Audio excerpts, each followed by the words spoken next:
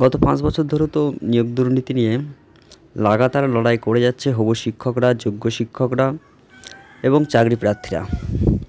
নতুন করে আবার নতুন একটা ছাত্র আন্দোলন শুরু হয়েছে আর.জি. করের মহিলা ডাক্তার ধর্ষণের এবং খুনের অভিযোগে।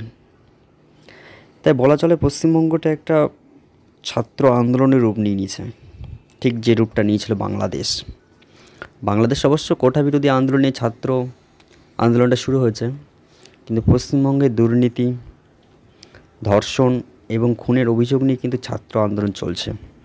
এখন প্রশ্ন হলো, মমতা বা মুখ্যমন্ত্রী ভয়ের কারণ কি? এখানে বলা হলো যে ছাত্র আন্দোলন ব্যাপক রূপ ধারণ করে। সমগ্র পশ্চিমবঙ্গ যদি ছাত্র আন্দোলনে সাড়া দেয় তাহলে কিন্তু সরকার অবশ্যই পড়তে বাধ্য বা সরকারের পতন অবশ্যই। যদি যুক্তি দিয়ে বলা যায় যে দেশের প্রধানমন্ত্রী যদি পদত্যাগ করতে বাধ্য হন ছাত্র আন্দোলনের ফলে, তাহলে একজন রাজ্যের মুখ্যমন্ত্রী কেন ছাত্র আন্দোলনের ফলে পদত্যাগ করবে না?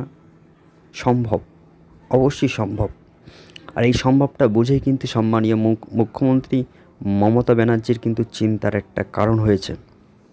হাসিনা যার জলজান্ত উদাহরণ। ভাতা দিয়ে আপনি বুদ্ধিজীবীদের চুপ করে রাখতে পারবেন, কিন্তু ছাত্ররা তারা কিন্তু সবসময় ভাতায় বিশ্বাসী হয় না। তাই তো আজকে একটা আন্দোলন দেখা গেছে, একটা প্রতিবাদ দেখা গেছে। এখন এটা যদি গণ আন্দোলন বা গণপ্রতিবাদে রূপ নেয় তবে কিন্তু বাংলাদেশে হাসিনা সরকারের যে পরিণতি হয়েছিল পশ্চিমবঙ্গের সেই পরিণতি হতে পারে। আর এটাই ভেবে কিন্তু তৃণমূলের নেতারা একটু হয়তো ভয়ে আছে। সেই জন্য অভিষেক ব্যানার্জিকেও কিন্তু এই নিয়ে মুখ খুলতে দেখা গেছে। এই নিয়ে মুখ খুলেছেন স্বয়ং মুখ্যমন্ত্রী। তবে পরিস্থিতি কোন দিকে যায় সেদিকে নজর থাকবে। আর আপনাদের অবশ্যই মতামত কমেন্টে জানাবেন।